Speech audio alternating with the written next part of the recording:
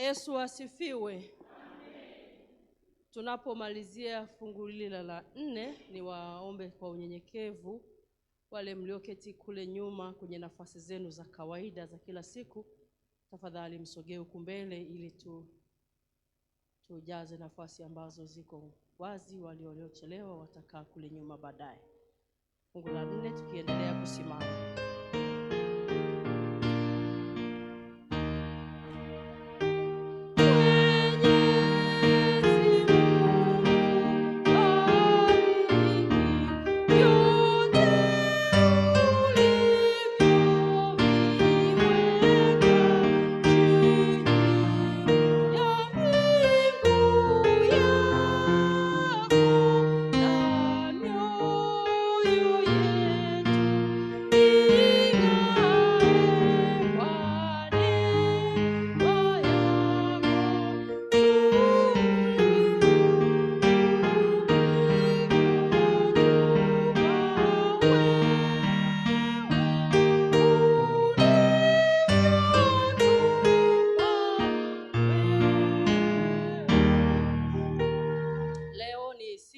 Watakatifu wote, ni sikukuu ya mavuno katika usharika wetu awamu ya pili, na niwakaribishe ninyi nyote katika ibada hii ya kwanza ili tumwabudu Mungu wetu katika roho na kweli.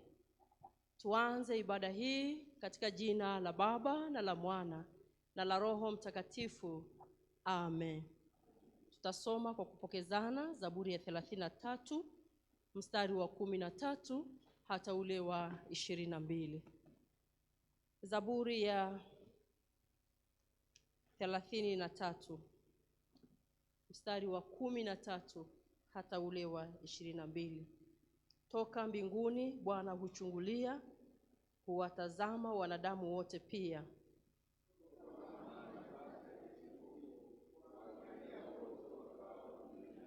Yeye aiumbaye mioyo yao wote, huzifikiri kazi zao zote.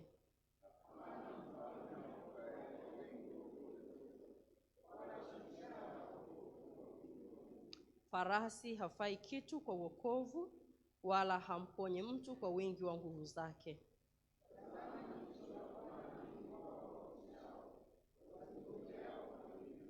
Yeye huwaponya nafsi zao na mauti, na kuwahuisha wakati wa njaa.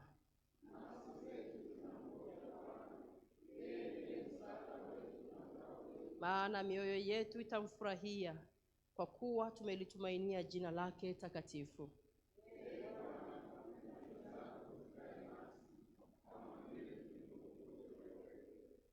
Naomba uketi.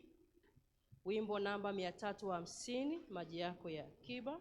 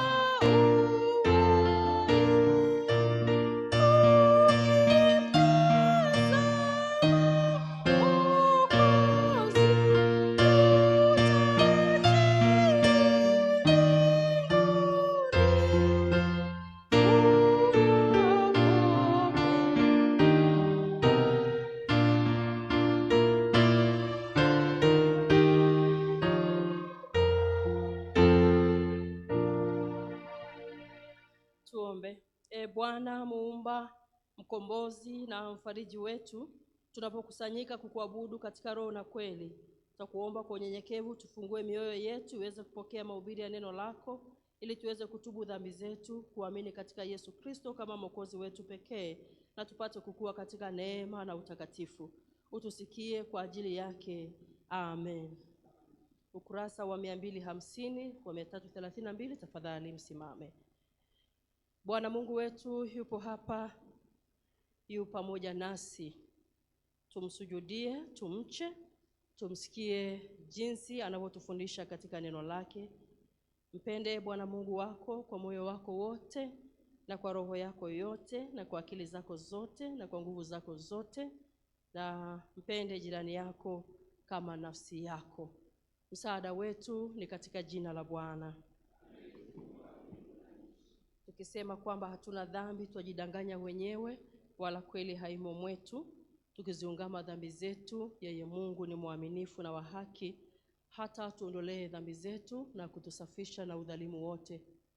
Kwa hiyo wapendwa katika Bwana, fungueni mioyo yenu, tumuungamie Mungu dhambi zetu. Ungamo sehemu ya kwanza, tukipiga magoti.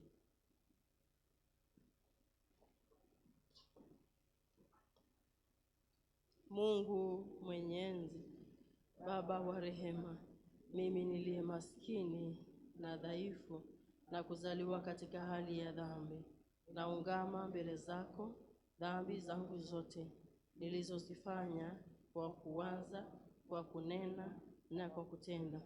Nimekukasirisha mara kwa mara, nikastahili adhabu yako hapa duniani na hata milele. Lakini nazitia dhambi zangu na kutubu kweli, na kusihi kwa rehema yako iliyo kuu, unihurumie na kuniokoa mimi niliye maskini na mwenye dhambi. Bwana, unisamehe dhambi zangu zote, unipe nguvu ya Roho, ushike mwenendo mpya. Ndugu zangu, Mungu mwenyezi, Baba wa rehema, ametuhurumia akamtoa mwana wake wa pekee atufie msalabani, na kwa ajili yake ametusamehe dhambi zetu zote. Amen.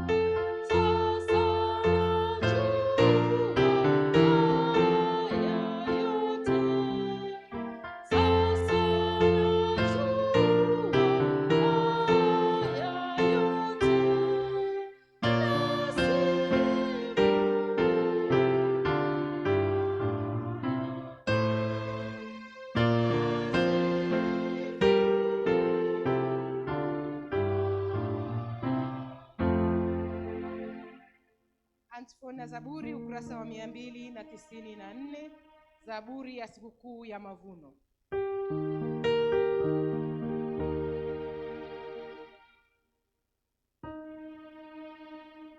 Katika Bwana nafsi yangu itajisifu. Mcheni Bwana, enyi watakatifu wake. Nafsi yangu umhimidi Bwana. Wewe Bwana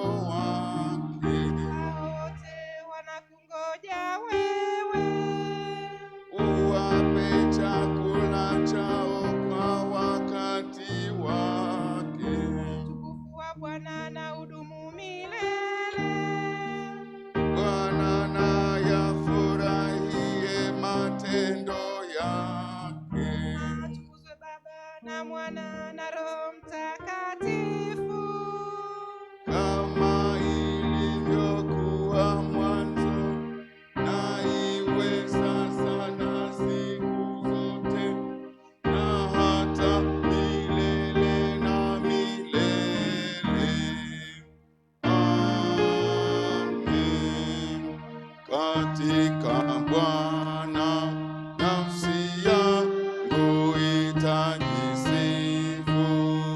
Mcheni Bwana, enyi watakatifu wake. Tumwombe Bwana katika amani. Bwana uturehemu. Bwana, tunakuomba amani ya ulimwengu wote na umoja wa kanisa la Mungu. Bwana uturehemu. Bwana, tunaombea wote wanaoingia nyumbani mwako, wanaokuabudu na kukusifu. Bwana uturehemu. Mungu, utusaidie, utuokoe, utuhurumie na kutuhifadhi kwa neema. Amen. Utukufu ni wa Mungu juu mbinguni. Amani duniani kwa watu aliowarikia. Mungu atukuzwe pekee, shukrani zitolewe, sababu ya rehema aliyotutendea. Mungu atupenda sana, sababu ametupa kutengemana vema. Bwana akae nanyi. Akae na roho yako. Tutaimba wimbo namba ya 440 wakati tunatakiana amani.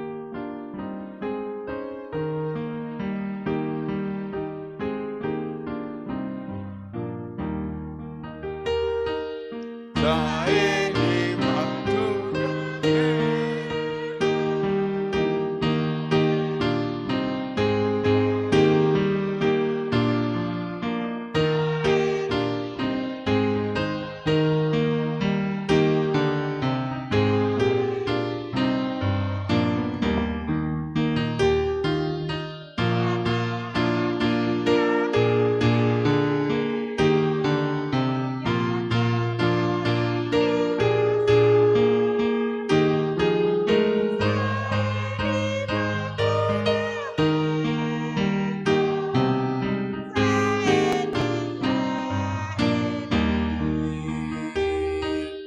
Bwana akiyapokea, yatabarikiwa sana. Zaeni matunda mema.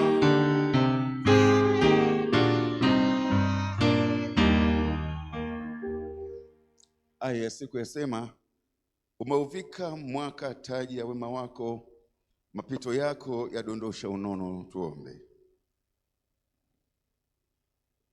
Mungu wa milele, uliahidi ya kwamba muda nchi idumupo, majira ya kupanda na kuvuna, wakati wa baridi na wahari, wakati wa kaskazi na kusi, mchana na usiku havitakoma. Twakushukuru kwa ajili ya mavuno ambayo Mungu tunakuletea kwa siku ya leo.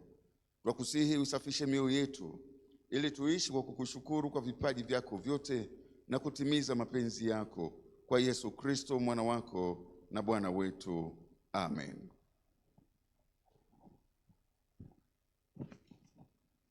Tusikie somo la pili linalotoka kutoka Injili ya Yesu Kristo kama alivyoandika mwinjilisti Mathayo, mlango wa 5 mstari ule wa 13. Mathayo 5 mstari ule wa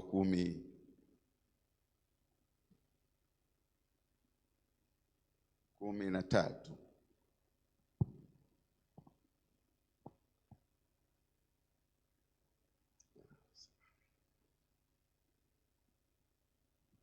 Neno la Mungu linasomeka hivi: ninyi ni chumvi, ninyi ni nuru ya ulimwengu. Mji hauwezi kusitirika ukiwa juu ya mlima. Hili ndilo neno la Mungu. Namwamini Mungu Baba Mwenyezi, muumba wa mbingu na nchi, na mwamini Yesu Kristo, mwana wake wa pekee, Bwana wetu, aliyechukuliwa mimba kwa uweza wa Roho Mtakatifu, akazaliwa na Bikira Maria, akateswa zamani za Ponto Pilato, akasulubiwa, akafa, akazikwa, akashuka kuzimu, siku ya tatu akafufuka kutoka kwa wafu, akapaa mbinguni, ameketi mkono wa kuume wa Mungu Baba Mwenyezi.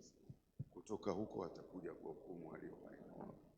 Namwamini Roho Mtakatifu, kanisa takatifu la Kikristo lilo moja tu, ushirika wa watakatifu, ondoleo la dhambi, kufufuliwa kwa mwili na uzima wa milele. Amen. Washarika, tukae. Tutaimba wimbo nambari 312, lakini kwa utaratibu wetu kwamba tukiimba wimbo huu watoto wataenda katika madarasa yao. Watu tulionao leo ni wachache, tutashirikiana nao katika ibada hii ya watu wazima. Bwana asifiwe sana. Wimbo nambari 312.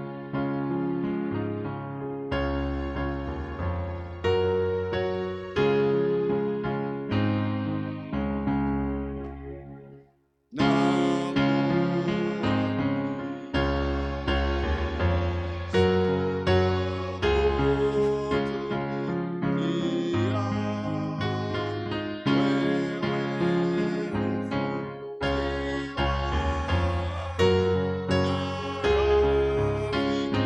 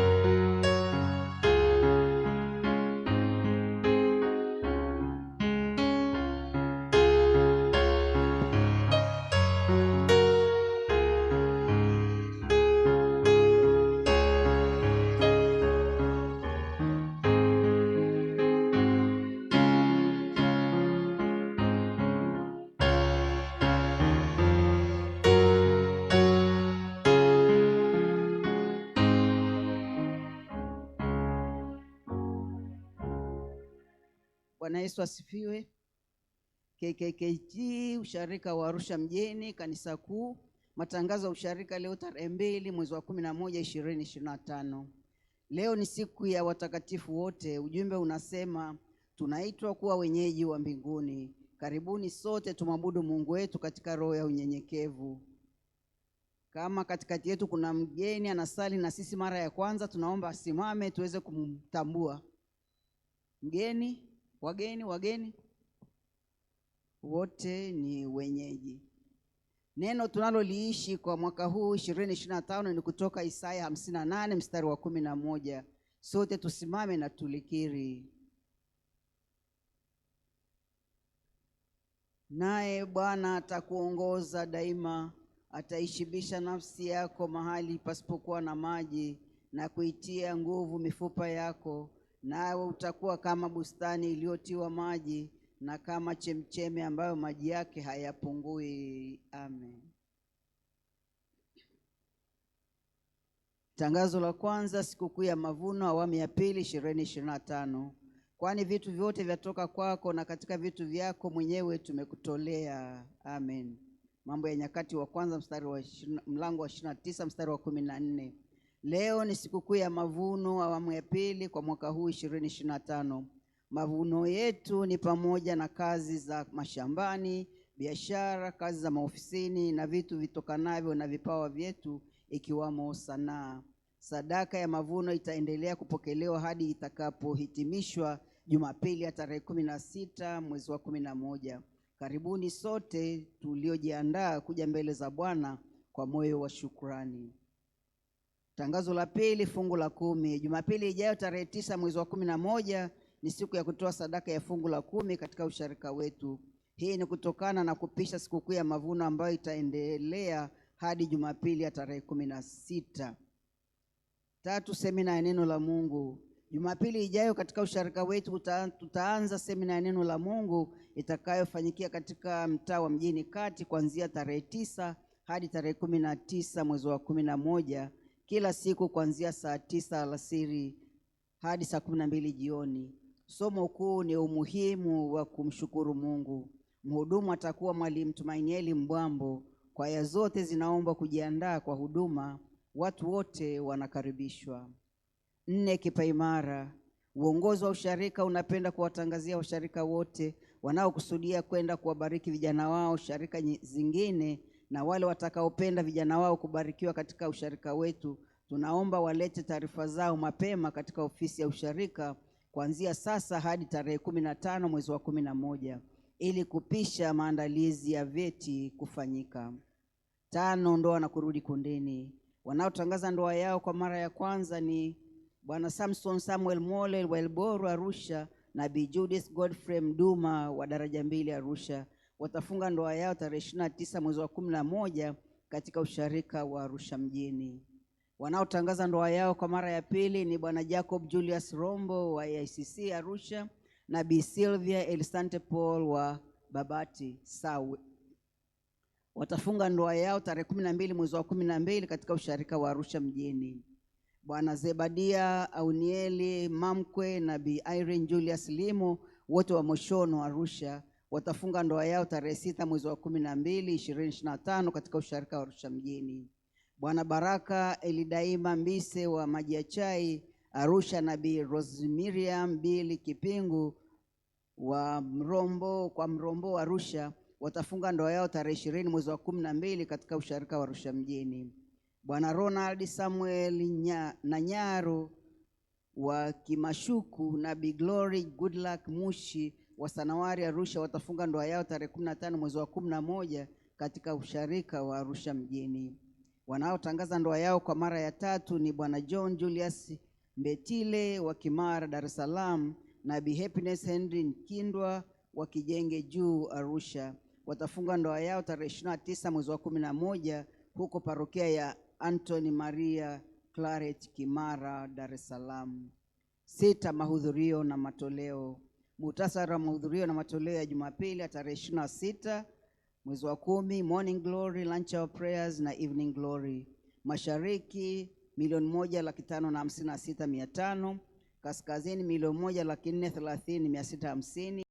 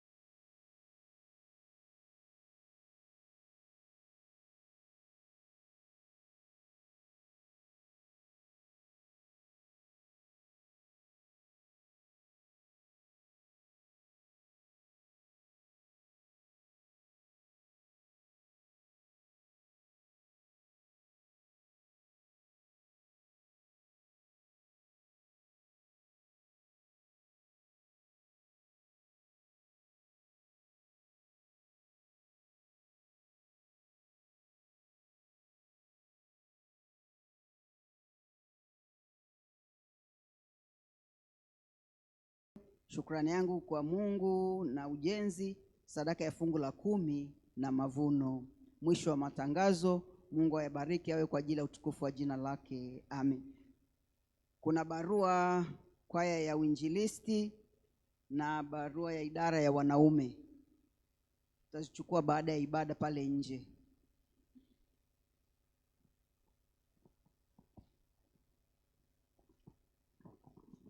Tutaimba wimbo nambari 270.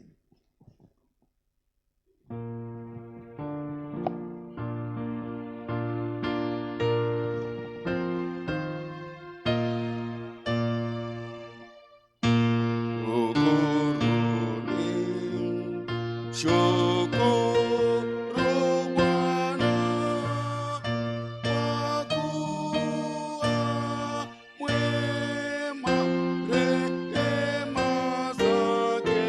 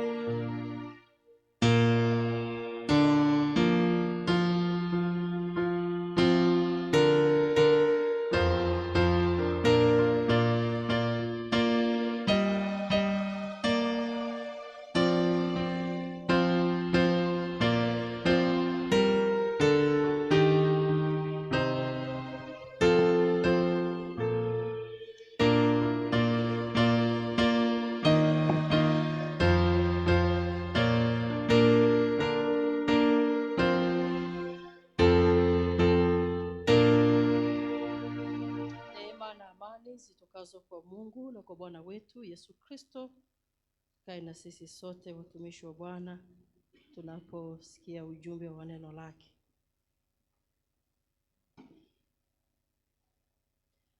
Kutoka Zaburi ya 116 mstari wa 12 hadi ule wa 14. Zaburi ya 116 mstari wa 12 hata ule wa 14, na mimi nasoma katika jina la Bwana. Nimrudishie Bwana nini kwa ukarimu wake wote alionitendea? Litakipokea kikombe cha wokovu na kulitangaza jina la Bwana. Litaziondoa nadhiri zangu kwa Bwana na mbele ya watu wake wote. Tuombe. Mungu mwenye huruma, Mungu wa neema, Mungu aliyejaa wema na fadhili, umetupa siku hii njema, umetuweka mbele za uso wa dunia, umetutia nguvu, umetupa kibali ya kusogea patakatifu pako e Bwana, na mioyo yetu imejaa shukrani kwamba tuko hai, tunaishi, tunaenenda, na mioyo yetu iko wazi kuendelea kukuabudu, kukushangilia na kukutukuza wewe. Wewe Bwana ni kila kitu katika maisha yetu. Asante kwa nyimbo, asante e Bwana kwa maombi, na asante sasa tunaposikia ujumbe wa neno lako. Mioyo yetu iko tayari. Sema nasi Bwana, neno ambalo litatujenga, litatufundisha, litatutia moyo, litatuimarisha katika safari ya imani. Leo ikiwa siku ya watakatifu, e Bwana, e Mungu wa mbinguni, ili uendelee kututakasa na kutuosha katika damu ya mwana kondoo, lakini Mungu tuinue na kutusaidia kutimiza mapenzi yako na kusudi lako chini ya jua, maana umetupa kuishi kwa wakati. Wewe tumejaa shukrani tukitambua wema wako katika mwaka mzima, na leo tumejiweka wakfu mbele zako, kuja mbele zako kwa sadaka ya mavuno, kwa shukrani kwa yale yote ambayo umetenda katikati ya mwaka huu kwa ajili ya maisha yetu. E Bwana, tunakuomba Roho Mtakatifu amimine ndani yetu neno lako e Bwana na maji ya uzima, ili Mungu tuhuishwe, tutiwe nguvu, tuimarishwe, tusonge mbele katika maisha ya imani. Katika jina la Yesu Kristo Bwana wetu na Mwokozi wetu. Amen. Naomba mketi. Bwana asifiwe. Amen. Washindi wa Bwana, Bwana asifiwe. Amen. Watakatifu wa Bwana, Bwana asifiwe. Amen. Ninyi ambao ni hodari na mashujaa, Bwana asifiwe. Amen. Relax. Usiwaze, usiyumbishe dishi lako. Tulia uko mbele za Bwana. Bwana asifiwe.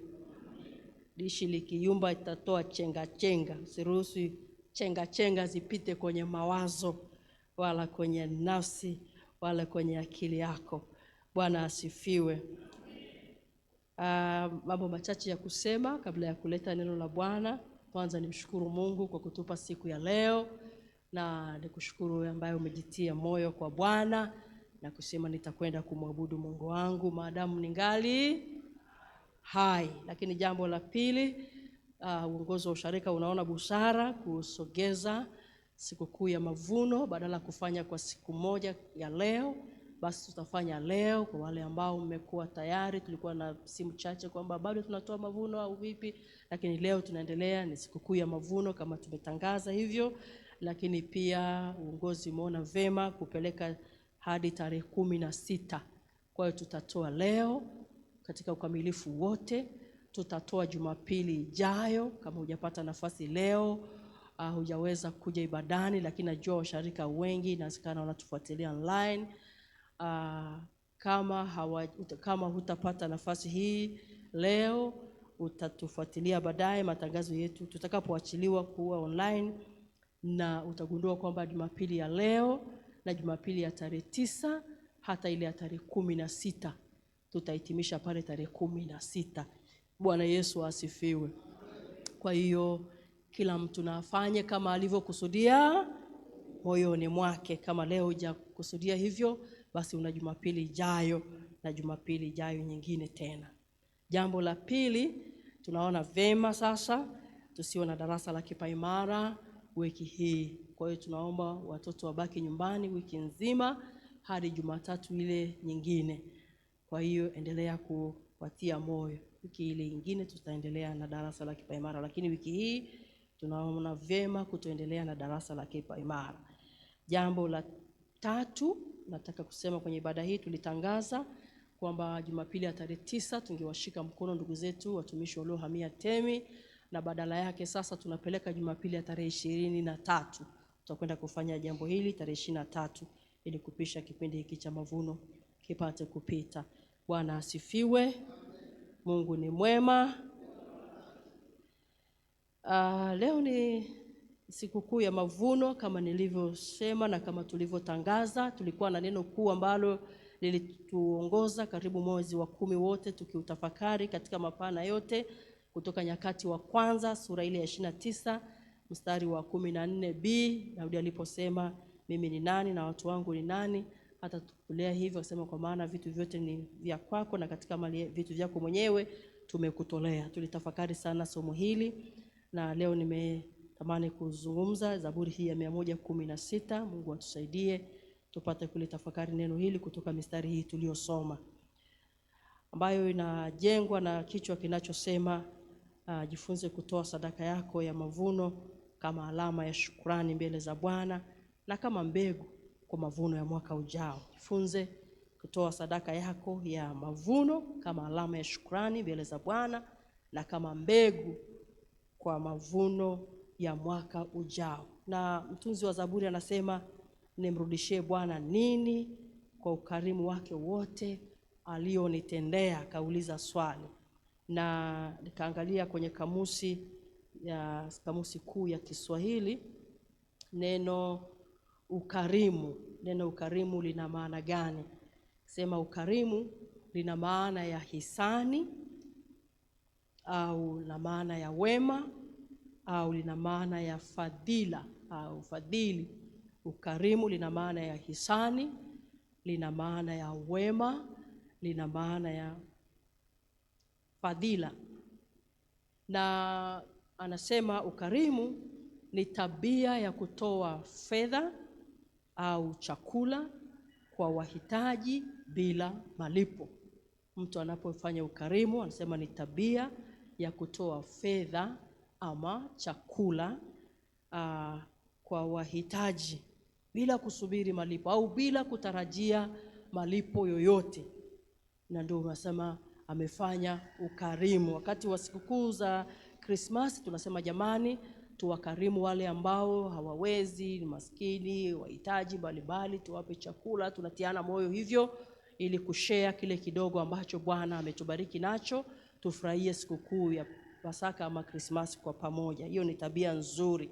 Na Daudi anakiri kwamba amepokea ukarimu mwingi au mkubwa toka kwa Bwana katika mistari hii. Anasema wazi kwamba ukiona ili swali kwamba anataka sasa yeye kulipa kwa Bwana kulingana na namna ambavyo Bwana amemfanyia ukarimu mkubwa. Na kama maana ya ukarimu ni hisani, ni wema, ni fadhili, kwa maneno mengine Daudi anataka kusema kwamba amepokea basi wema mwingi mbele za Bwana. Amepokea wema mwingi mbele za Bwana. Kusoma Zaburi 23 mstari wa 6 anasema hakika wema na fadhili zitanifuata siku zote za maisha yangu. Anakiri kusema tusishike tu neno fadhili, sasa shika kwamba ni wema, sio fadhili tu, ni wema. Amepokea wema mwingi, ameona wema wa Bwana katika maisha yake. Zaburi ya 65 mstari wa 11. Zaburi ya 65 mstari wa 11. Mtunzi wa Zaburi anasema umeuvika mwaka taji ya wema wako. Umeuvika mwaka taji ya wema wako, mapito yako yanadondoza unono. Kwa maneno mengine anaonyesha uzuri wa Bwana katika kazi ya mikono yake. Katika mwaka mzima anaonyesha kwamba Bwana alikuwa mwema, Bwana alikuwa mzuri, Bwana alikuwa mwaminifu, Bwana ametenda. Bwana Yesu asifiwe. Zaburi ya 86 mstari wa 11. Zaburi ya 86 mstari wa 11 anasema unifanyie ishara ya wema. Nifanyie ishara, ni kama ni maombi anaomba. Nifanyie ishara ya wema. Kwa sababu gani? Au iwe nini? Anasema wanichukiao waone na kuaibishwa, kwa kuwa wewe Bwana umenisaidia na kunifariji. Kusaidiwa na kufarijiwa haviwezi kutokea isipokuwa kuna aina fulani ya maisha ambayo umepitia, ambayo imekuwa na changamoto. Mtu anayefarijiwa, mtu anayesaidiwa ni mtu ambaye kwenye maisha au kwenye jambo fulani alikwama, aidha kwenye matope, ndugu wakaja wakasukuma lile gari, amesaidiwa kutoka pale kwenye matope. Au mtu ambaye amekutana na changamoto mbalimbali au changamoto fulani, na sasa anasema Bwana umenisaidia, umenivusha. Nilikuwa na huzuni ipi?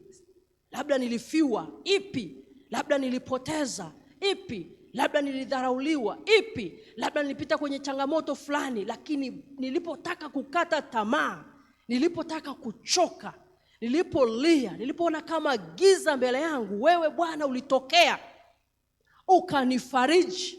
Na kwa sababu hiyo anasema nifanyie ishara ya wema. Hebu sema, Bwana nifanyie ishara ya wema. Rudi hayo maneno tena, Bwana nifanyie ishara ya wema. Kwa hiyo anaendelea kuzungumza, nataka kufafanua, anaendelea kufafanua zaidi juu ya ukarimu ambao unatafsiri kuwa ni wema. Lakini kwa maneno mengine, Daudi anataka kusema anakiri kwamba amepokea fadhili au amefadhiliwa na Bwana katika maisha yake. Nikisema Daudi unamfahamu, yule ambaye alipiga kwenye vita sana, yule ambaye amepita changamoto nyingi sana kwenye ufalme wake, mpaka anataka kujenga hekalu la Bwana. Mungu anamwambia usifanye hivyo kwa sababu mikono yako imejaa damu, atafanya mtoto wako Sulemani. Kwa hivyo sasa anasema kwa maneno mengine, anaposema nimrudishie Bwana nini kwa ukarimu alionitendea, ukitafsiri ukarimu maana yake anasema nimrudishie Bwana nini kwa fadhili zake. Na anaposema fadhili maana yake amefadhiliwa, ametunzwa, amesaidiwa. Kwa maneno mengine sasa tunajua kufadhiliwa. Kwaya Justice anaenda kumomba engineer Tumainieli Mbwambo, tunaomba uwe mfadhili wa kwaya yetu.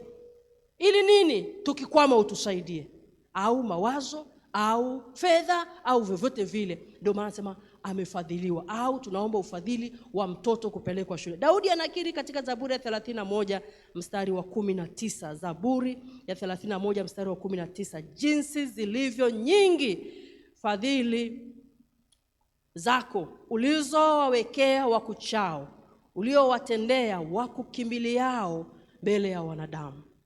Jinsi zilivyo nyingi. Bwana Yesu asifiwe.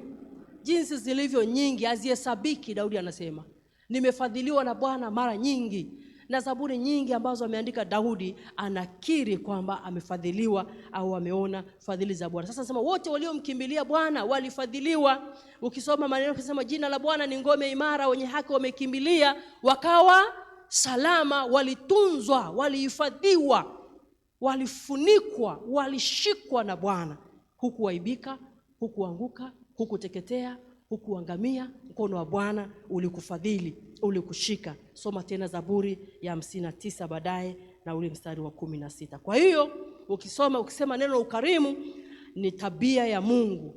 Ukarimu ni tabia ya Mungu iliyojengwa katika Yohana 3:16. Tuseme wote Yohana 3:16, kwa maana jinsi hii Mungu aliupenda ulimwengu hata akamtoa mwana wake wa pekee ili bali na uzima wa milele. Sasa ukarimu umejengwa katika mambo matatu. Moja, upendo wa Mungu. Lakini mbili, kutoa, kwa maana jinsi Mungu aliupenda akatoa. Lakini jambo la tatu ni la uhiari. Mungu hakulazimishwa, hakusukumwa, hakushawishwa na mtu kumtoa. Yesu Kristo amefanya hivyo kwa hiari yake mwenyewe. Mithali 22 mstari wa 9. Mithali 22, kama unaweza kutuwekea ubaoni, Mithali 22 mstari ule wa 9, anasema mwenye jicho la ukarimu atabarikiwa. Hebu tusome wote maneno yale.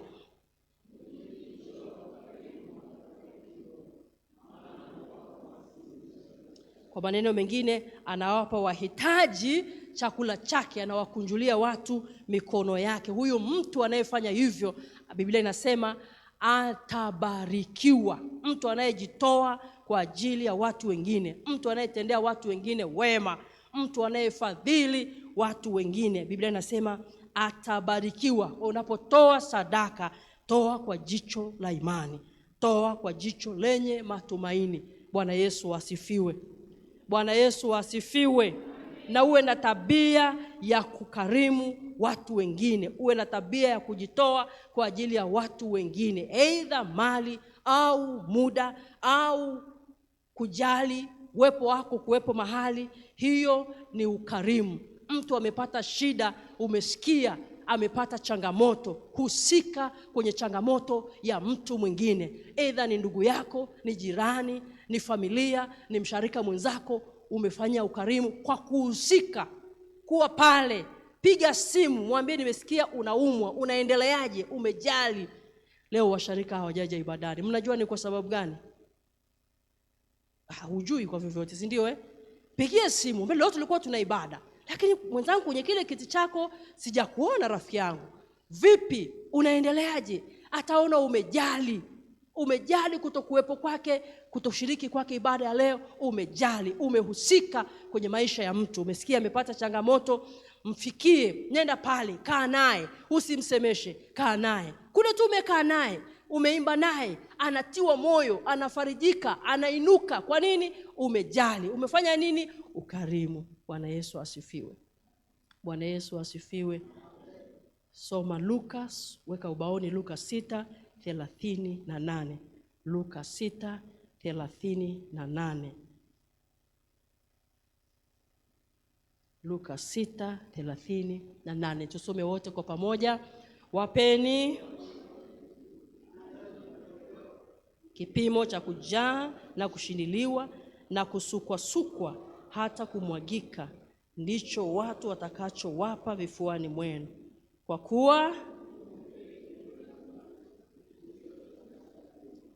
kuwa kipimo kile mpimacho ndicho mtakacho. Weka tena Wakorintho wa pili 9:6-8.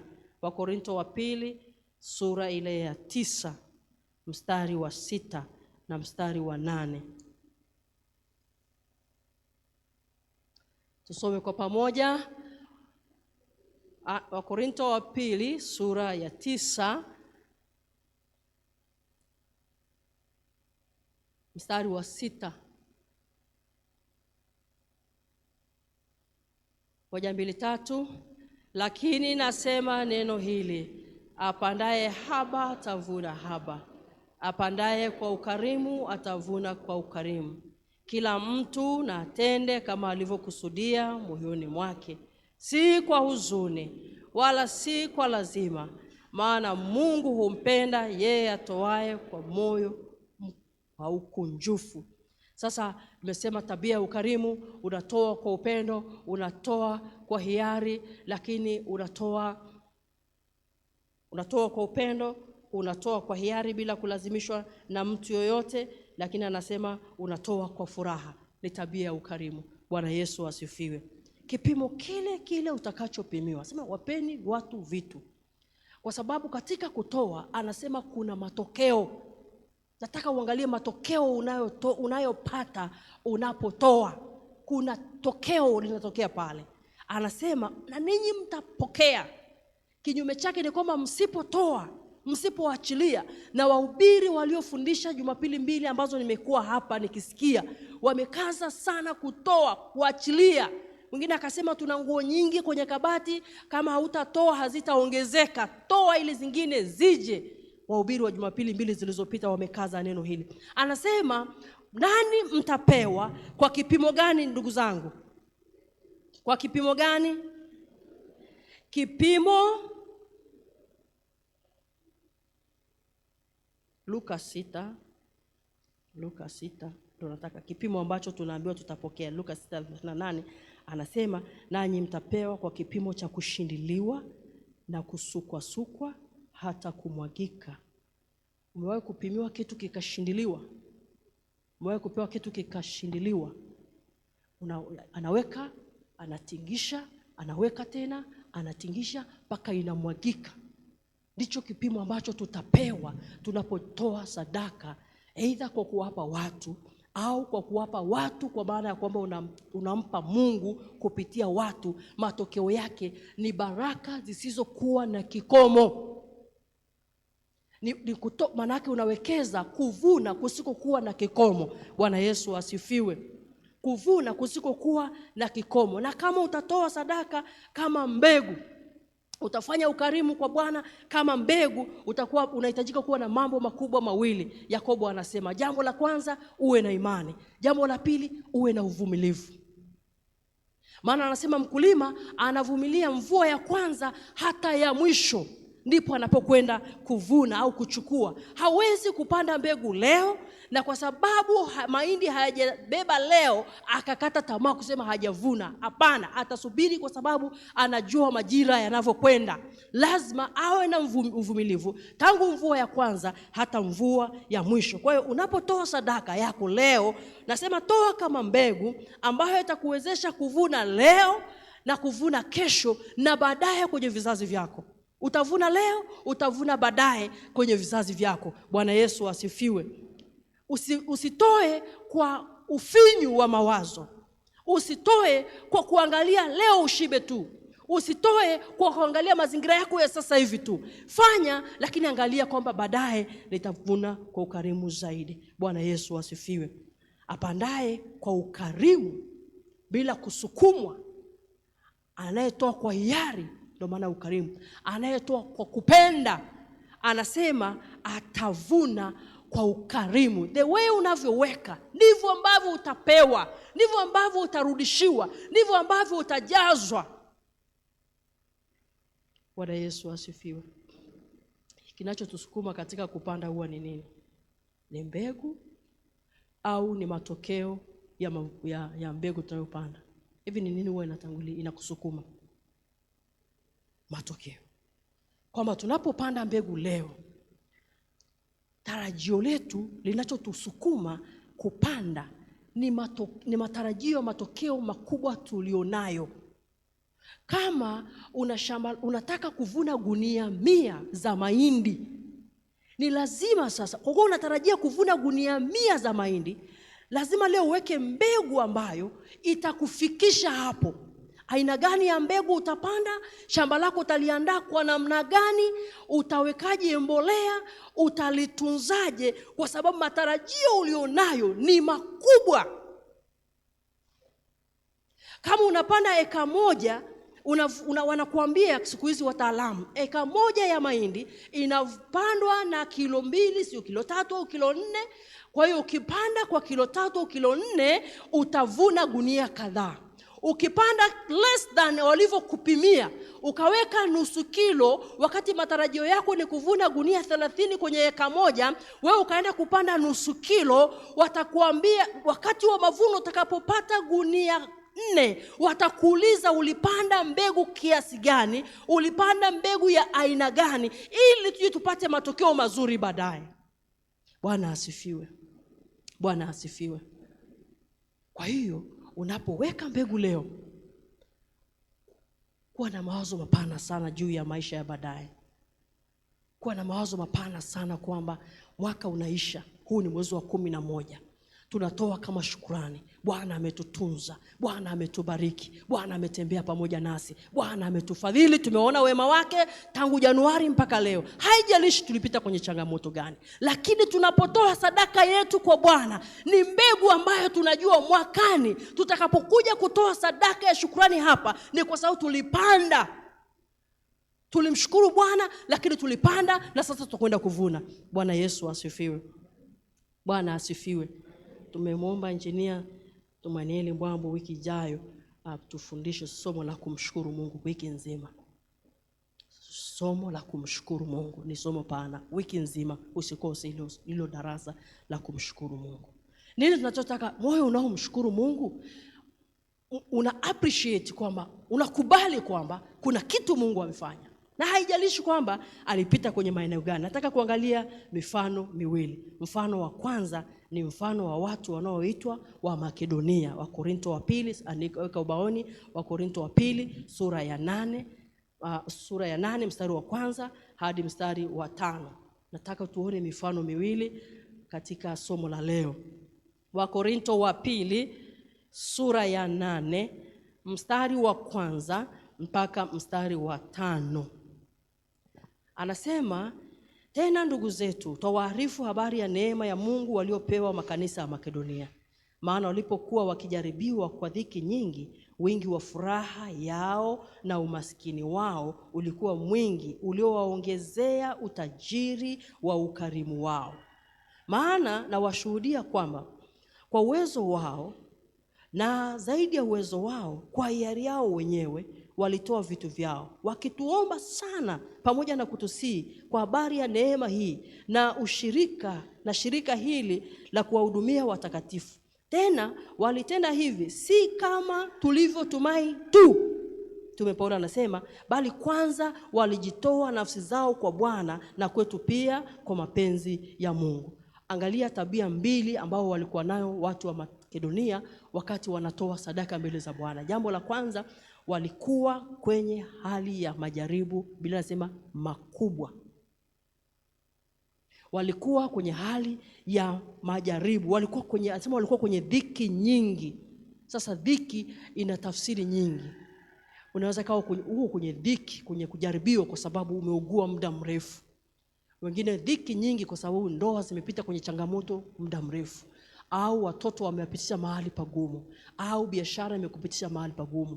Kwa hiyo umepita kwenye dhiki, umepita kwenye changamoto. Anasema hawa watu wa Makedonia walikuwa kwenye majaribu makubwa. Lakini jambo la pili, anasema walikuwa maskini. Na ule umaskini, inawezekana kipato chao kilikuwa cha chini, au biashara haikuwa vizuri, haikuenda vizuri, au mzunguko haukuwa mzuri wa fedha. Kwa walikuwa na kipato inawezekana cha chini, duni. Kwa hiyo walikuwa na tabia kubwa mbili, lakini walikuwa na sifa kuu 4 katika kumtolea Bwana au katika kumtumikia Mungu. Bwana Yesu asifiwe. Sifa ya kwanza, walikuwa na furaha katika utoaji wao. Hebu sema walikuwa na furaha. Walikuwa na dhiki, walikuwa na umaskini, walikuwa na changamoto, lakini walipokuwa nakuja kwa Bwana walikuwa na furaha. Lakini jambo la pili, walitoa kwa ukarimu. Nilishakupa tafsiri ya ukarimu ni nini. Walitoa kwa ukarimu mbele za Bwana. Lakini jambo la tatu, walifanya hivyo kwa hiari yao wenyewe. Mtume Paulo anasema kwa hiari yao wenyewe. Jambo la 4, walijitoa nafsi zao kwa Bwana. Napenda sana hiyo statement. Bwana Yesu asifiwe. Bwana asifiwe. Unajua ulichofanya siku ya leo ni kikubwa sana katika ulimwengu wa roho. Maana umetoa nafsi yako kwa Bwana. Umejihudhurisha mbele za Bwana regardless kwamba kukoje, lakini umeipeleka nafsi yako kwa Bwana. Ungeweza kukaa nyumbani na ukatoa sababu na zikakubaliwa kabisa. Lakini anasema hawa watu kwa hiari yao wenyewe, kwa upendo, kwa ukarimu, walitoa kwa Bwana. Lakini si tu walitoa mali zao, hata nafsi zao. Biblia inasema itoeni miili yenu kuwa dhabihu iliyo hai na takatifu, ndio ibada yenu yenye maana. Kujihudhurisha mbele za Bwana kuna maana sana. Maana hapo ndiko unapokutana na Mungu. Ndiko unapompa Mungu haja zako. Ndipo unapomweleza Mungu habari zako. Ndipo Bwana anaposema na wewe. Aidha umejihudhurisha ibadani au umetenga nafasi pale nyumbani ukaomba, umejihudhurisha, umeiweka nafsi yako kwa Bwana. Kuna watu wanatumana sadaka. Nipelekee basha yangu, pelekee na hii sadaka yangu. Ni sawa, lakini Bwana ana haja na wewe zaidi kuliko sadaka yako. Bwana ana haja na wewe na nafsi yako na maisha yako na moyo wako, maana kila kuitwapo leo Bwana anataka kukufinyanga, anataka kukutengeneza, anataka kukutia moyo, anataka kukuinua, anataka wewe, sio sadaka yako. Bwana Yesu asifiwe. Bwana asifiwe. Jifunze kujihudhurisha mbele za Bwana, lakini kwa furaha. Mazingira hayakuwa mepesi. Watu wa Makedonia, Mtume Paulo anasema mazingira hayakuwa rahisi. Mimi sijui tunapita kwenye mazingira gani. Mimi sijui unapita kwenye mazingira gani. Familia yako inapita kwenye mazingira gani. Kazi zako zinapita kwenye mazingira gani. Maisha yako mwaka huu umepita kwenye mazingira gani. Mimi sijui. Lakini isiwe utetezi kwako kwamba hutamtumikia Bwana. Isiwe utetezi kwako kwamba hutafanya kwa ajili ya Bwana. Isiwe utetezi kwako kwamba hutajitoa nafsi yako kwa Bwana. Kwa nini? Hata ndugu zetu wa Makedonia walifanya hivyo. Leo tunasoma habari zao. Bwana Yesu asifiwe. Bwana Yesu asifiwe. Kila mtu na atende kama alivyokusudia moyoni mwake. Kila mtu na atende kama alivyokusudia moyoni mwake. Anasema mfano wa pili nataka nikupe ni kutoka Wafalme wa Kwanza sura ya 17 mstari wa 8 hadi wa 16. Ni mistari mirefu kidogo. Wafalme wa Kwanza, kiweza kuweka sawa. Wafalme wa Kwanza sura ya 17. Si Bwana amekuleta ibadani leo? Si tunamshukuru? Acha tusikie anasema nini. Na sura ya 17 kuanzia mstari wa 8 hadi wa 16. Baadaye anasema basi neno la Bwana likamjia kusema, ondoka uende Sarepta ulio mji wa Sidon, ukae huko. Tazama, nimemwagiza mwanamke mjane wa huko akulishe. Basi akaondoka kaenda Sarepta. Hata alipofika langoni pa mji, kumbe mwanamke mjane alikuwako akiokota kuni. Akamwita akamwambia, niletee na kuomba maji kidogo chomboni nipate kunywa. Alipokuwa akienda kuleta, akamwita akasema, niletee na kuomba kipande cha mkate mkononi mwako. Naye akasema, kama Bwana Mungu wako aishivyo, sina mkate ila konzi ya unga katika pipa na mafuta kidogo katika chupa, nami naokota kuni 2 ili niingie nijipikie nafsi yangu na mwanangu tule tukafe. Elia akamwambia, usiogope. Hebu mwambie jirani yako usiogope. Mwambie usiogope. Enenda ukafanye kama ulivyosema, lakini unifanyie kwanza mkate mdogo ukaniletee, kisha ujifanyie nafsi yako na mwanao. Kwa kuwa Bwana Mungu wa Israeli anasema hivi, lile pipa la unga halitapunguka wala ile chupa ya mafuta haitaisha hata siku ile Bwana atakapoleta mvua juu ya nchi. Bwana Yesu asifiwe.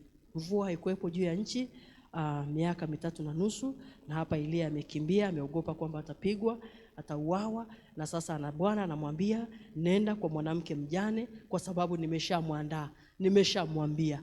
Lakini ukiangalia huyu mwanamke mjane, huone kama ana information za kwamba yu Bwana atakuja. Huone kama ana hizo information. Lakini Bwana anasema nilishamwandaa.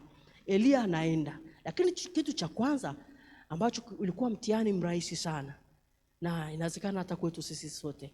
Kitu cha kwanza Elia alichomwambia, alimwambia naomba ukaniletee maji kidogo nipate kunywa. Bwana Yesu asifiwe. Sema maji. Yule mama akaona ni rahisi kwa sababu kwenye pipa na maji inawezekana. Kwa hiyo akaenda. Wakati anaenda Elia akamwambia njoo rudi kidogo. Akarudi. Naomba uniletee na mkate. Hapo ndio ilikuwa changamoto. Kuleta maji kwa yule mwanamke haikuwa changamoto. Kwa sababu inawezekana alikuwa na ndoo ya maji. Kuchota pale kikombe cha maji kumpa Elia haikuwa issue kwake. Issue ilikuwa kwenda kuleta mkate wakati hana. Akamwambia, hicho unachoniambia ni kigumu sana. Unavyoniona naokota kuni ni kwamba ndio plani yangu ya mwisho. Nile nife kwa sasa sina kitu kabisa. Elia akamwambia, usiogope, niletee mimi kwanza. Niletee mimi kwanza. Sasa nataka uangalie kama yule mama anaanza kulalamika. Anaanza kumwambia Elia, hujui kwamba mvua haijanyesha? Hujui kwamba majirani wote hapa hawana unga? Nitaenda kuomba kwa nani kiisha hii? Hujui kwamba wote ni hali ya ukame? Yaani ana mazingira magumu sana ya kuto kumhudumia Elia sawa sawa na jinsi anavyotaka. Lakini nataka umwangalie Elia si kama Elia, lakini Elia kama Mungu. Bwana asifiwe. Elia alikuwa mtumishi wa Mungu. Yohana 13 mstari wa 20 anasema nifanyie mimi kwanza. Kwa maneno mengine anamwambia mfanyie Mungu kwanza. Yohana 13:20. Yohana 13, naomba niwekee tusome wote. Yohana 13:20. Usimalizie usingizi hapa kanisani. Tutaenda kumalizia kule nyumbani.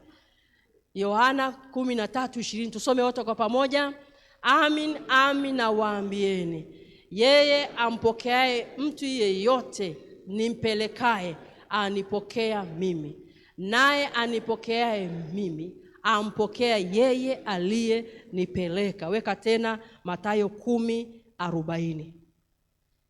Mathayo 10:40. Anayempokea ninayempeleka. Yesu anasema anipokei tu mimi, lakini anampokea na Baba, maana Baba ndo amenituma. Kwa hiyo Mathayo anasemaje? Awapokeaye ninyi anipokea mimi, naye anipokeaye mimi ampokea yeye aliyenituma. Sisi wote tunakubaliana kabisa kwamba Elia alikuwa ametumwa na Mungu kwa yule mwanamke. Kwa kumpokea yule mwanamke alikuwa anampokea Mungu. Anaposema nipe mimi kwanza, maana anamwambia mpe Mungu kwanza. Ukimpa Mungu kwanza, anasema kuna matokeo. Matokeo yako kwenye mstari wa 14 anaposema Mathayo Wafalme wa kwanza 17:14. Wafalme wa kwanza 17:14. Tukimaliza tunatoa mavuno tunaenda nyumbani. Wafalme wa kwanza 17 mstari wa 14. Twende pale. Kwa kuwa Bwana Mungu wa Israeli asema, lile pipa la unga halitapunguka, wala ile chupa ya mafuta haitaisha, hata siku ile Bwana atakapoileta mvua juu ya nchi. Niwekee mimi kwanza, mpe Mungu kwanza. Ukimpa kama mbegu, anasema ile pipa haitapunguka. Ilikuwa na sifa kuu mbili. Anasema haitapunguka, lakini pia haitaisha. Biblia inasema kuna atapanyaye lakini huzidishiwa, kuna azuiaye lakini hukosa. Kwa hiyo wakati fulani unapompa Bwana, unapojitoa kwa Bwana, maana yake una matarajio, kuna matokeo makubwa zaidi ambayo unapokea. Mawili hapa anasema hutapungukiwa, lakini pia halitaisha mpaka mvua itakaponyesha. Katika kile kidogo ulicho nacho, jifunze kumpa Mungu kwanza. Mpe, weka tu kwa Bwana kama akiba. Waswahili wanasema akiba ifanyaje? Haiozi. Weka kwa Bwana kama akiba. Mwambie ni kidogo ninacho, lakini nakupa Bwana. Naweka mbele zako na matarajio 1, 2, 3 nataka nivune baadaye. Lile pipa la unga halikupunguka, Biblia inasema kwenye mstari wa 16, wala haikuisha. Mithali 11:24 nimeshasema kuna atawanyaye lakini huongezewa zaidi, kuna azuiaye sivyo haki lakini uelekea uhitaji. Mithali 11:16. Kumbukumbu la Torati naandika hapa sura ya 31 mstari wa 6. Kumbukumbu la Torati 31:6. Naye Bwana yeye ndiye atakaye kutangulia, atakuwa pamoja nawe, hata kupungukia wala kukuacha. Bwana Yesu asifiwe. Hata kupungukiwa wala hata kuacha. Zaburi ya 23 mstari wa kwanza. Tusome wote kwa kichwa. Zaburi ya 23 mstari wa kwanza. Bwana ndiye mchungaji wangu, sitapungukiwa na kitu. Maana yake hutaishiwa. Weka pale Zaburi ya kwanza mstari wa 3. Zaburi ya kwanza mstari wa 3. Mfanye Bwana kuwa kiongozi wako. Mfanye Bwana kuwa mchungaji wako. Anasema hutapungukiwa. Zaburi ya kwanza mstari wa 3. Ile mstari tusome kwa pamoja. Naye atakuwa kama mti uliopandwa kando kando ya vijito vya maji, uzaao matunda yake kwa majira yake, wala jani lake halinyauki, na kila alitendalo litafanikiwa. Huyu ni mtu anayemcha Bwana. Huyu mtu ana hofu ya Mungu. Huyu ni mtu anayeshirikiana na Mungu katika kazi zake. Lile neno tunalolisimamia la Isaya 58 mstari wa 11. Lile neno la Isaya 58 mstari wa 11 tulisome tena, tunalisoma kila siku. Twende kwa pamoja. Naye Bwana atakuongoza daima, ataishibisha nafsi yako mahali pasipokuwa na maji, na kuitia nguvu mifupa yako. Nawe utakuwa kama bustani iliyotiwa maji, na kama chemchemu ambayo maji yake hayapungui. Nipe mimi kwanza, hutapungukiwa. Bwana hatakuacha, lakini utakuwa kama chemchemi ambayo maji yake hayanyauki, maji yake hayaishi. Malaki anasema leteni zaka kamili, ili kiwemo chakula ghalani kwa ajili yenu. Anasema nitamkemea yule alaye. Kwa nini mifuko inatoboka? Ni kwa sababu hatuwekezi kwa Bwana. Tunaiwekeza nafsi zetu kwanza, tunajitanguliza sisi kwanza, alafu mabaki ndio tunampa Bwana. Kuna mhubiri mmoja Jumapili zilizopita alifundisha lile somo la Kaini na Abeli, alifundisha mchungaji Jumapili iliyopita. Hebu tumpe Bwana kwanza, hebu tujiwekeze kwa Bwana kwanza, pamoja na hali tulionayo, pamoja na changamoto ulionayo, pamoja na mapito magumu ulionayo, pamoja na njia unayopitia, pamoja na changamoto za kiuchumi. Lakini jifunze kutenga kidogo kwa ajili ya Bwana. Jifunze mwambie jirani yako, jifunze kutenga kidogo kwa ajili ya Bwana. Kama mbegu ambayo itaota, hatutapungukiwa, hatutanyauka, hatutapotea, hatutaishiwa, hatutaangamia. Wakati wanafikiri kwamba tumefilisiwa, tutafunga biashara, hatutafunga, tutachipuka tu baadaye. Maana nasema kuna matumaini ya mti ya kwamba ukikatwa utainuka tena, utachipuka tena. Mti gani? Ule ambao umepandwa kando kando ya vijito vya maji, itachipuka tena kwa sababu mizizi yake iko ardhini. Kule ardhini kuna maji. Bwana Yesu asifiwe. Bwana asifiwe. Endelea kuwekeza kwa Bwana moyo wako na maisha yako. Alafu baadaye unakuwa na kitu cha kumkumbusha nacho Bwana kwamba Mungu ulisema tukikutumikia kwa uaminifu, kwa unyofu, wa ukarimu, umesema hatutapungukiwa, hautatuacha, hatutaishiwa, utatuzidisha, utatuongeza, hatutakuwa na uhitaji. Bwana asifiwe. Bwana ni mwema. Kila wakati tukumbuke mambo matatu. Tukisoma lile neno la Zaburi, tukumbuke mambo matatu. Moja, ukarimu uliotendewa na Bwana tangu mwaka uanze. Tumesoma Zaburi ya 116. Nimrudishie Bwana nini kwa ukarimu wote alionitendea. Kumbuka ukarimu uliotendewa na Bwana tangu mwaka uanze. Hesabu baraka zako, hesabu wema wa Bwana, hesabu neema ya Mungu, hesabu fadhili za Bwana. Mara ngapi Bwana amekufadhili? Mara ngapi ulitaka kuangamia Bwana akakuokoa? Ni hatari ngapi ulipitia? Ni mambo mangapi magumu ambayo umepitia na Bwana akakufadhili, akakuficha mbawani mwake? Kuna wimbo unasema ni salama mikononi mwake. Ni mara ngapi Bwana amekuhifadhi mikononi mwake, umekuwa salama? Kwa hiyo kumbuka ukarimu uliotendewa na Bwana. Lakini jambo la pili, jiweke kwa namna ambavyo utaendelea kuzitangaza fadhili za Bwana. Utaishi maisha ya ushuhuda. Leo ni siku ya watakatifu. Hebu ishi maisha ya kutunza imani. Ishi maisha ya toba, ishi maisha ya kumcha Mungu, ishi maisha ya kumtii Roho Mtakatifu, ishi maisha ya kuangalia kusudi la Mungu ni nini kwenye maisha yako bila kuangalia changamoto unazopitia. Lakini jambo la tatu, ondoa nadhiri ulizomwekea Bwana tangu mwanzoni mwa mwaka. Tunaenda mwishoni mwa mwaka. Hichi ndicho kipindi chako cha kuondoa nadhiri. Ni wapi ulimwambia Bwana, nikilima hili shamba, nikivuna nitakutolea hichi? Ni wapi ulimwambia Bwana, nikipata kazi, mshahara wangu wa kwanza nitakupa? Ni wapi ulimwambia Bwana, mtoto wangu akifaulu mitihani nitakutolea sadaka ya shukurani? Mbona hujafanya? Mbona hujaja?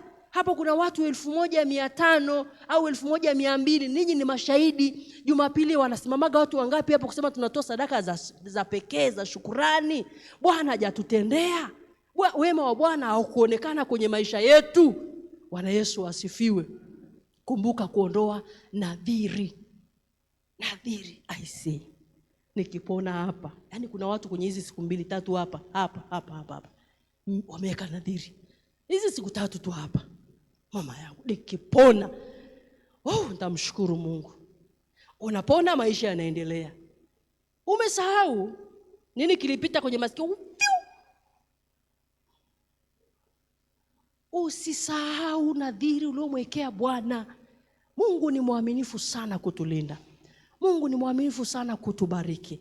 Mungu ni mwaminifu sana kututunza. Mungu ni mwaminifu sana kutuinua. Je, tunakumbuka? Yote kwa Yesu.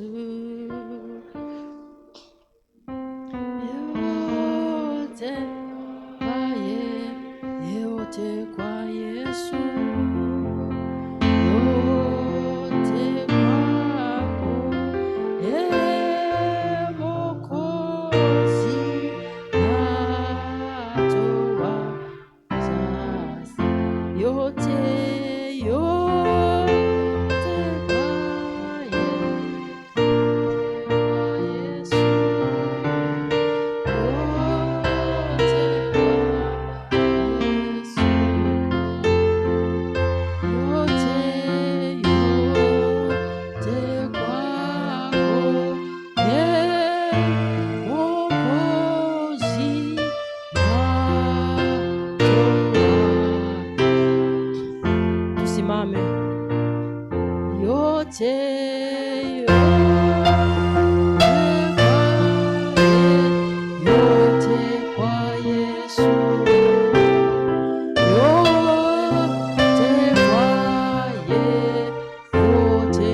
Yesu.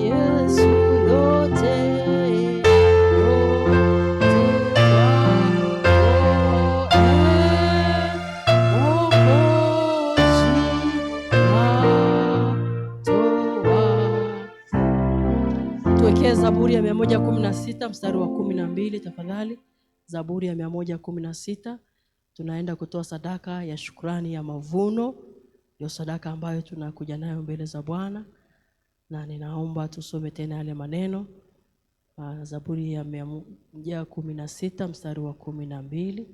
Ile mstari mmoja tu wa 12. Tusome wote kwa pamoja.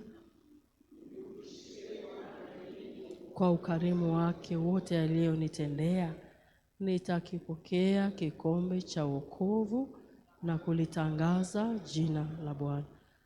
Tuombe. Baba yetu na Mungu wetu mwema, Baba, katika jina la Yesu Kristo, utukufu na heshima na enzi na mamlaka na uweza vina wewe peke yako, uliyetukaribisha nyumbani mwako siku hii ya leo, katika tarehe hii Bwana, na katika mchana huu tunakuabudu Mungu mtakatifu, tunakutukuza, maana tumeuona wema wako tangu tulipoanza mwaka huu. Tumeona Bwana upendo wako, tumeziona fadhili zako, tumeona ukitutendea mambo mengi ya ukarimu, tumeona Bwana ukitufadhili, ukituficha katika mikono yako, maana inawezekana tungepatikana na hatari, tungepatikana na mabaya, tungepatikana na uovu, tungepatikana na mauti Bwana, lakini mkono wako Mungu ulikuwa hodari, ulikuwa shujaa, ulitushika kwa namna ambavyo hata leo tuko hai, hata leo tuko mahali hapa Bwana, ili kuendelea kukucha na kukutumikia na kukuabudu. Mungu, tunajiweka wakfu mbele zako kama wale watu wa Makedonia Bwana, ambao si tu sadaka zao walitoa, lakini hata wao wenyewe walijitoa nafsi zao kwa Bwana, na umesema tujitoe mbele zako, maana ndio sadaka ambayo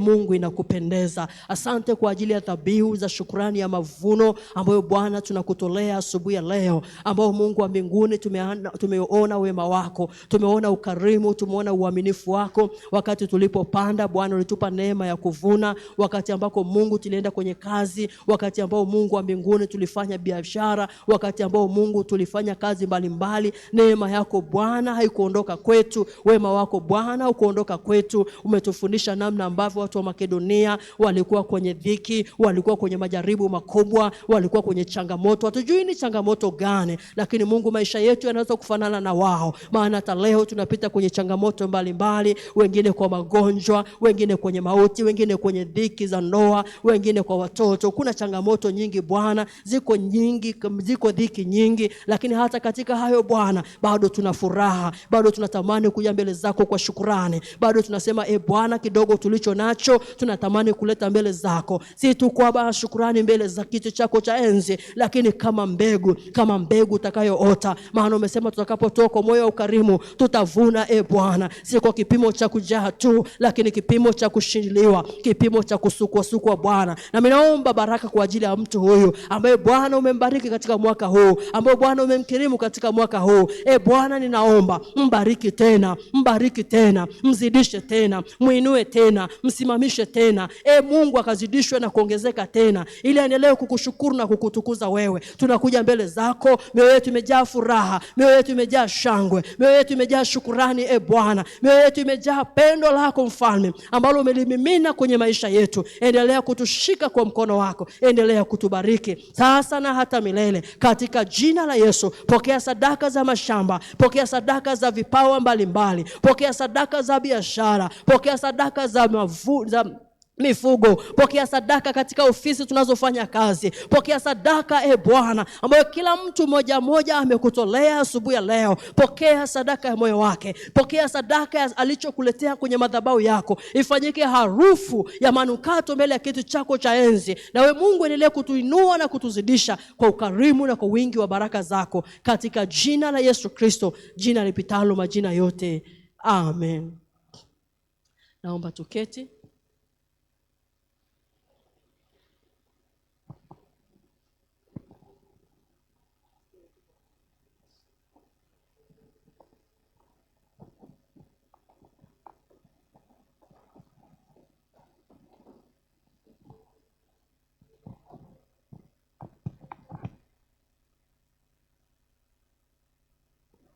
Tunamshukuru sana Mungu kwa ujumbe uliopita.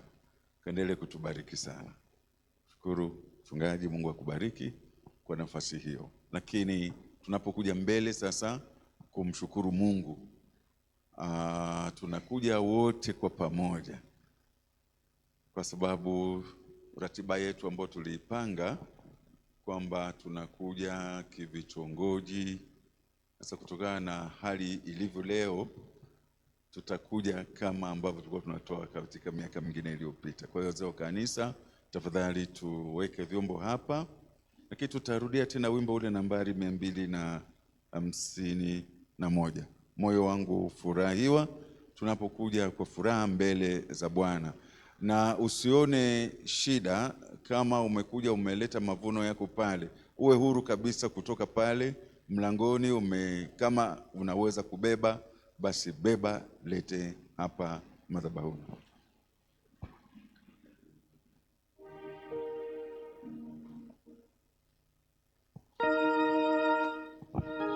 Na kama umeshachukua bahasha yako ya shukrani yangu kwa Bwana, unakuja vyote pamoja, isipokuwa tu ile ya ujenzi tutaweka tofauti tena baadaye. Bwana asifiwe sana. Wazee wa kanisa, tujipange hapa kwa ajili ya kupokea. Lakini kama una kifaa kiko pale, ruhusa, unaweza kwenda kuchukua pale nyuma na kuleta. Asante.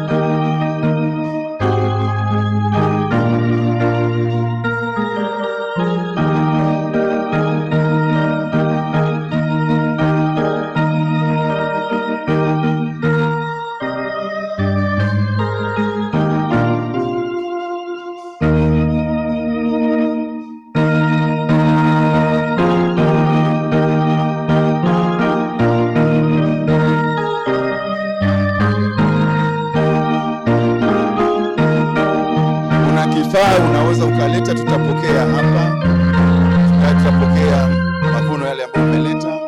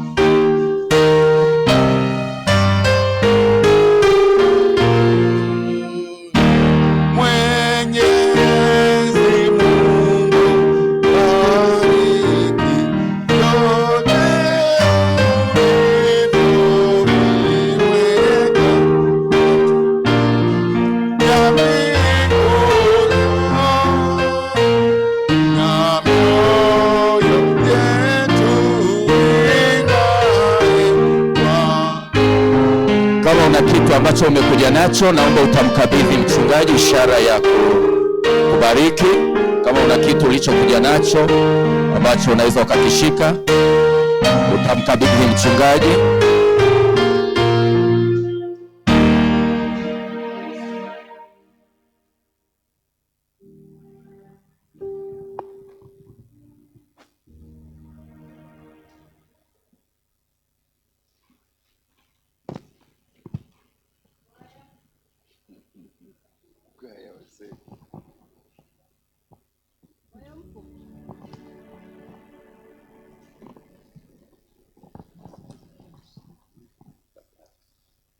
Mia nne 39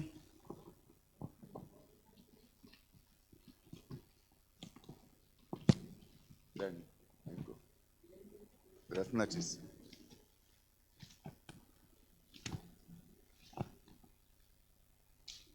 Karibu mkabidhi mchungaji. Yote namtole ya Yesu na mpa moyo wote,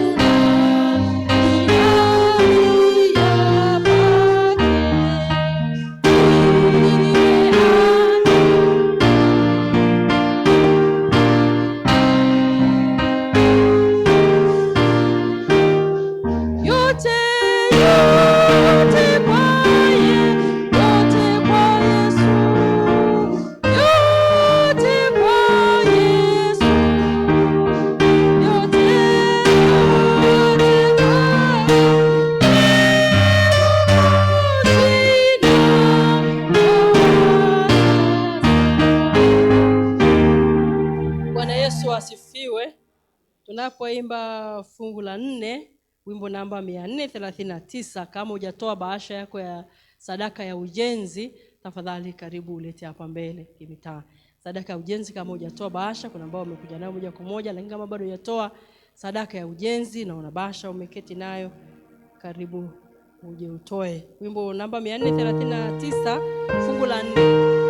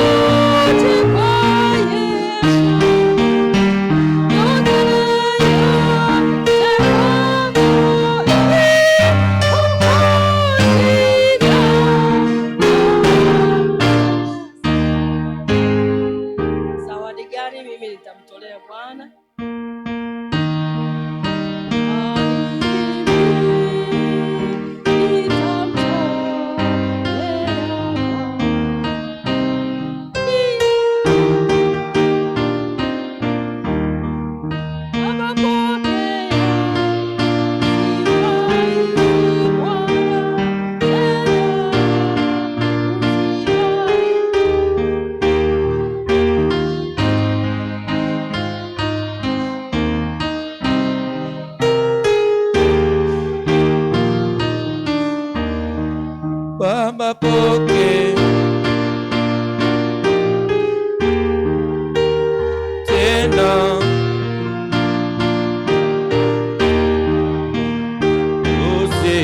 usijaze baraka zako iya.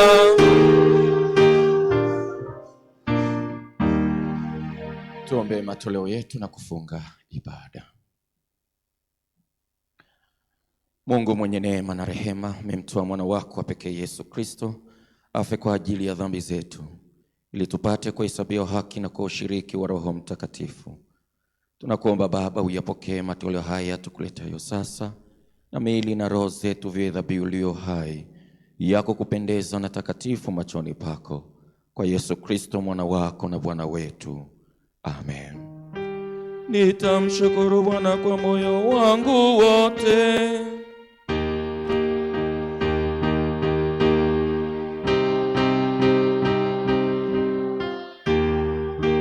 nitafurahi na kukushangilia wewe.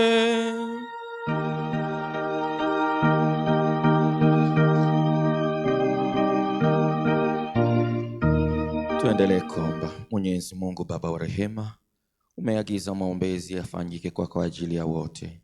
Twakuomba uliongoze kanisa lako takatifu lilidumu na kukua katika umoja na ushuhuda wake ulimwenguni mote, imani yetu izidi. Baba, tunaiombea serikali yetu ya Jamhuri ya Muungano wa Tanzania.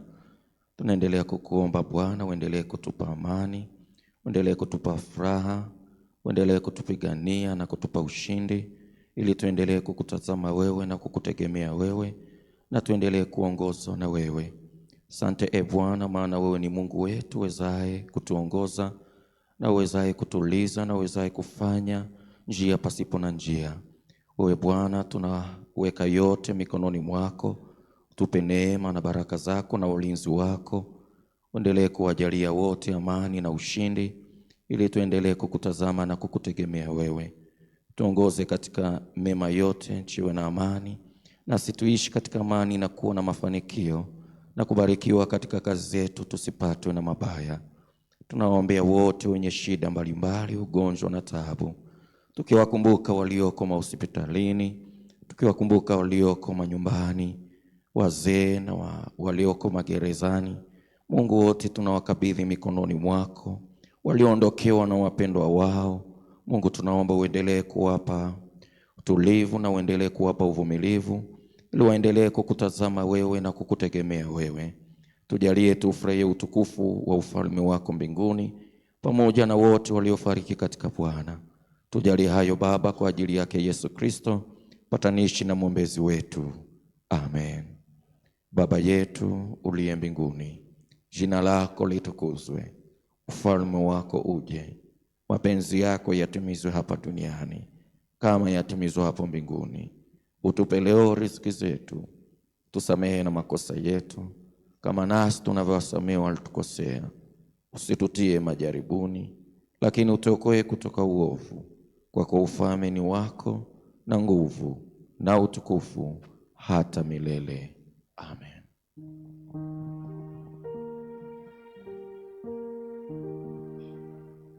Bwana akae nanyi.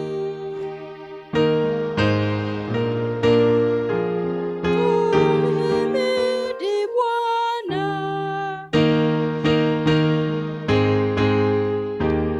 Watakatifu wa Bwana, pokeeni baraka zake Mungu, ninyi ambao Bwana amewabariki mwaka mzima huu, na leo umekuja mbele zake kwa shukrani ya mavuno, na neema ya Mungu endelee kuwalinda na kuwatunza. Bwana akubariki na kukulinda. Bwana akuangazie nuru za uso wake na kukufadhili. Bwana akuinulie uso wake na akupe amani. Kwa jina la Baba na la Mwana na la Roho Mtakatifu. Amen.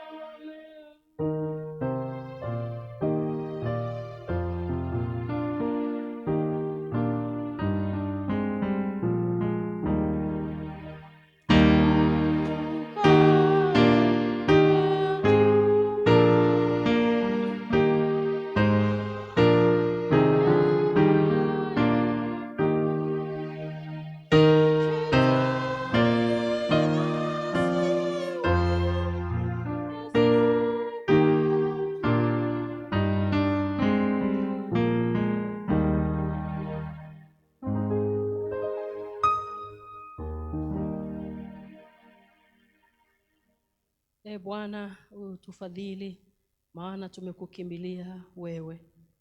Usikie kuomba kwetu kwa Yesu Kristo Bwana na Mwokozi wetu. Amen.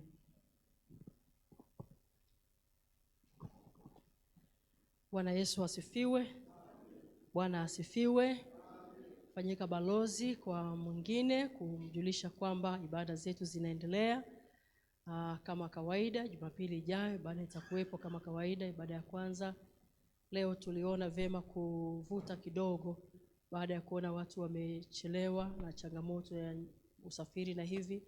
Kwa tukasema tuanze angalau saa 1, lakini Jumapili ijayo ibada itaanza saa 12:30 kama kawaida. Tufanyike mabalozi wa amani, lakini pia tufanyike mabalozi wa kuwatia moyo wengine, ili basi tuendelee kumwabudu Mungu wetu. Kama wenzetu watatufungulia mitandao, basi tutarusha kwenye makundi mbalimbali ya jumuiya na idara na watu mbalimbali kujulisha tu kwamba ibada zinaendelea kama tutakuwa hewani. Na kama tutakuwa hewani, basi si vibaya kumtumia mtu mmoja wawili ambao unaketi nao kwenye kiti kuwajulisha tu kwamba ibada ipo, tumesali leo, na ibada ya Jumapili ijayo itaendelea, ambayo pia tutakuwa tunaanza semina ya neno la Mungu. Bwana Yesu asifiwe. Bwana asifiwe.